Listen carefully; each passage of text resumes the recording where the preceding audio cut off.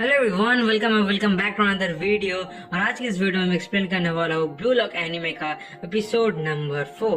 तो वीडियो के शुरू में हमें दिखाया था कि वहाँ पे जितने भी प्लेयर्स थे सबको एकदम चिल्ला चिल्ला के बोल रहे थे कि मेरा वेपन ये होगा। और जैसे तुमने पिछले एपिसोड में तो देखा था, वेपन मतलब स्किल्स, कौन बंदा कौन सा स्किल लेगा। और उसके बाद जैसे कि जो बाचिरा था, जो कि एकदम वही मायूस वाला जो हमेशा सोता रहता था, वो वाला बंदा, वो अपना स्किल ड्रिबलिंग लेता है। और उसके बाद सब जैसे अपना अपना अपना वेपन चूज कर लेता है।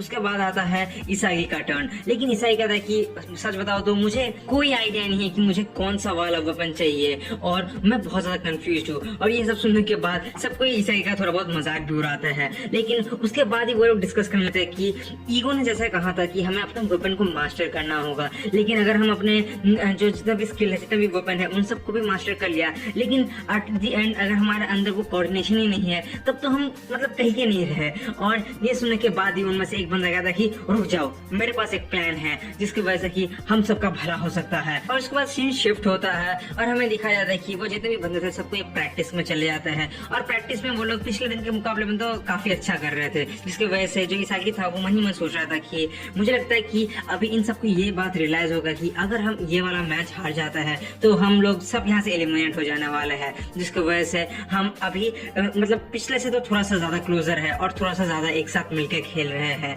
और उसके बाद जो इसागी था वो डिनर के लिए डाइनिंग हॉल आ जाता है।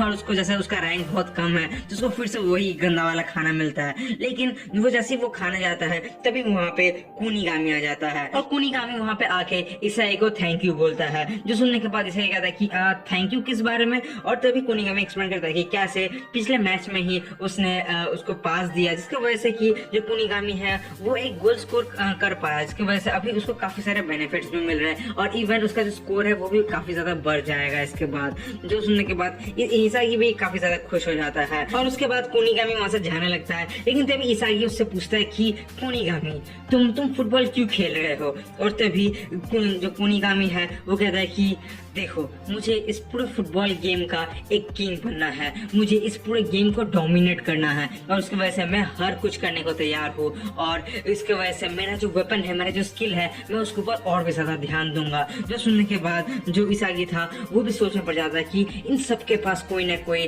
वेपन है, कोई ना कोई स्किल है, लेकिन सिर्फ मेरे पास ही नहीं है। और वो काफी ज्यादा सैड हो जाता है। लेकिन तभी हमें दिखाया जाता है कि वहां से कुनिगामी जाता है और उसको डिनर में एक बहुत ही बड़ा चिकन का कोई रेसिपी मिलता है। जो देखने के बाद जो इसागी था वो एकदम शॉक्ड हो जाता है। और उसी तरफ जो कुनिगामी था वो कहता है कि इसागी क्या तुम्हें ये चाहिए थोड़ा सा। और तभी जो इसागी था उसको कुनिगामी एक्सप्लेन करता है कि देखो, मैंने पिछले मैच में गोल स्कोर किया है, तो जो भी गोल स्कोरर होता है उनके लिए एक अलग से डिश बनता है। और तभी कुनिगामी वहाँ पे आता है और इसागी को भी आधा उस रेसिपी में से दे देता है। और तभी इसागी बहुत ज्यादा सरप्राइज था। और जो कुनिगामी था वो कहता कि देखो, पिछले दिन मैं गोल कर पाया वो बस तुम्हारे पास के वजह से ही था, इसीलिए तुम आधा डिजर्व करते हो। लेकिन तभी कुनिगामी पूछता है कि लेकिन तुमने मुझे ही क्यों पास दिया, क्योंकि वहाँ पे तो राइची भी खाली था। लेकिन तभी जो इसागी था वो कहता है कि देखो, at the end of the day मुझे गोल चाहिए था, मैं एक गोल को स्मेल कर पा रहा था, लेकिन मेरे सामने जैसे वो बारुआ आ गया था तो इसकी वजह से मुझे पास देना ही था। और मैंने पिछले गेम में देखा था कि तुम्हारा शूट का जो पावर है वो बहुत बढ़िया है, इसीलिए मैंने तुम्हें ही पास दे दिया। जो सुनने के बाद जो कुनिगामी था वो कह रहा है कि तुम गोल स्मेल कर पाए। और वो कहता है कि यही चीज है जो तुम्हारा वेपन बनेगा, जो तुम्हारा स्किल बनेगा। वो है कि तुम मैच के एकदम बीच में बहुत ही जल्दी से एक खतरनाक वाला डिसीजन ले सकते हो, एक इंस्टेंट डिसीजन ले सकते हो, और यही तुम्हारा वेपन है। जो सुनने के बाद ही वो लोग अपना खाना खाने लगते हैं और वो बहुत बढ़िया था। और उसके बाद खाना खाने के बाद ही सीन शिफ्ट होता है और हमें दिखाया जाता है कि वो लोग अगले मैच के लिए रेडी हो चुके थे। और अगला मैच था team Y versus team Z. और ये टीम वाई वही है जो पिछले मैच में बहुत ही बुरी तरीके से हार गए थे। लेकिन आज जो टीम वाई के मेंबर्स है उन सब का शक्ल देख के लग रहा था कि ये लोग बदला लेने के मूड में ही आए हैं। और उसी तरफ जो टीम जेड था उन सब का टीम मीटिंग होता है। और फिर हमें दिखाया जाता है कि कैसे वो जो बंदा था जो कि प्लान बना रहा था, उसने एक प्लान बनाया कि हर बंदा लाइक हर टीम में जितना भी बंदा है एक्सक्लूडिंग जो गोलकीपर है, वो बंदा को 8 मिनट उसको खुद को मिलेगा। मतलब 8 मिनट एज ए फॉरवर्ड वो खेलेगा, एज ए स्ट्राइकर वो खेलेगा, ताकि वो आगे जाके वहां पे गोल कर सके। और अपना जो वेपन है उसको यूज कर पाए। और जैसे जैसे 8 मिनट बीतेगा, हर 8 मिनट के बाद ही वो जो मेंबर है वो एकदम चेंज हो जाएगा। और वहाँ पे जितने भी लोग थे सब इस चीज के ऊपर एग्री कर चुके थे और मैच स्टार्ट होने के टाइम भी वो लोग यही चीज को फॉलो करते हैं। जो मैच चलता है इसागी पूरी तरीके से लिटरली पूरी तरीके से वो पूरे फील्ड को एकदम पढ़ रहा था। वो देख रहा था कि कहाँ पे क्या मूवमेंट हो रहा था, उसको वो हर एक चीज नोटिस कर रहा था। और तभी जो मैच था वो स्टार्ट होता है। स्टार्ट होते ही सबसे पहला बॉल बाचिरा के पास रहता है और बाचिरा स्ट्राइकर रहता है। और बाचिरा का जो वेपन है वो है ड्रिबलिंग। बाचिरा ड्रिबलिंग में काफी बेहतर है, इसीलिए वो ड्रिबलिंग करके बॉल को लेकर आगे तो जा रहे थे। लेकिन तभी जो इसागी था वो नोटिस करता है कि बाचिरा के सामने 2-3 प्लेयर एक साथ आ जा रहे थे। 2 प्लेयर उसको ड्रिबलिंग से रोक रहे थे और तभी एक तीसरा प्लेयर आ जाता था जो कि उससे टैकल करने की कोशिश करता था। लेकिन बाचिरा उससे थोड़ा बहुत ही बुरी तरीके से उसे बचा था। लेकिन इसागी की जितना भी चीजें हैं वो सब नोटिस कर रहा था, लेकिन बाचिरा उतना कुछ खास नहीं कर पाया।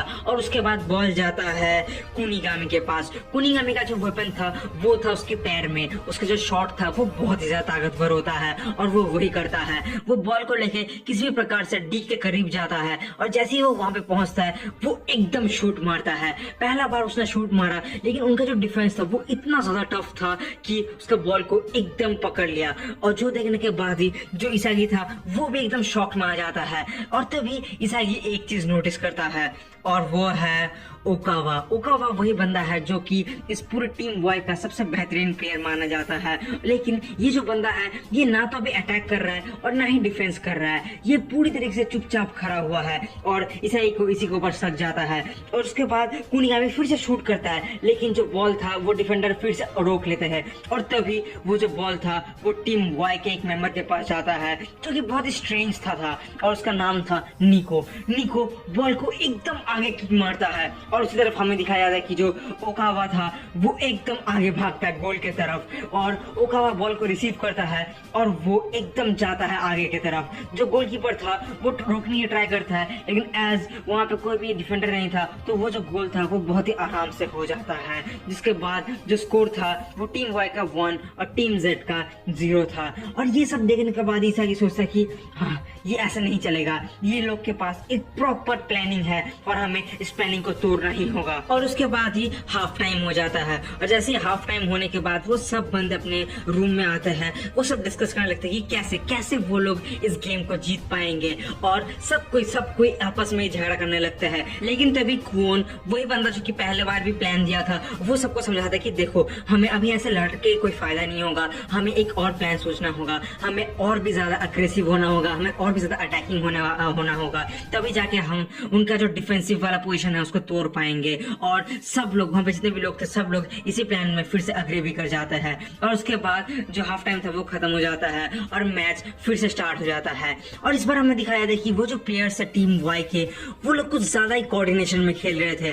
वो लोग पास में पास दिए जा रहे थे जिसकी वजह से कि वो लोग उतना हाफ नहीं रहे थे। लेकिन इसी तरफ जो टीम जेड के बंदे थे वो सब बहुत ज्यादा हाफ जाते हैं। वो लोग 10 मिनट के बाद ही अपना जो इंटरचेंज होता है स्ट्राइकर का वो भी कर रहे थे, लेकिन फिर भी कुछ काम नहीं कर रहा था। और उसके बाद गागामुड़ा का टाइम आता है और गागामुड़ा का जो स्पेशल पावर है, जो उसका वेपन है वो है हेड मारना। और जो गागामुड़ा था वो एकदम बॉल लेता है और ईसाई को पास देता है। और ईसाई को पूरा प्लान पता था कि अभी ईसाई को एकदम साइड से जाके एकदम उसको गोल के करीब में बॉल देना है, जिसकी वजह से कि गागामुड़ा जाके उस बॉल को एकदम हेड मार के आगे गोल कर सकता है। और ईसाई वही करता है, लेकिन थोड़ा बाय चांस से ईसाई का जो बॉल था वो थोड़ा आगे आ जाता है, जिसकी वजह से जो गागामुड़ा था वो हेड तो मारता है लेकिन वो इतना इफेक्टिव नहीं होता और जो गोलकीपर था वो बॉल को रोक लेता है। लेकिन ईसाई इस बात से खुश था कि अभी जो इसका वेपन है वो वेपन काम कर रहा है, जो इसका स्किल है वो स्किल को यूज कर पा रहा है।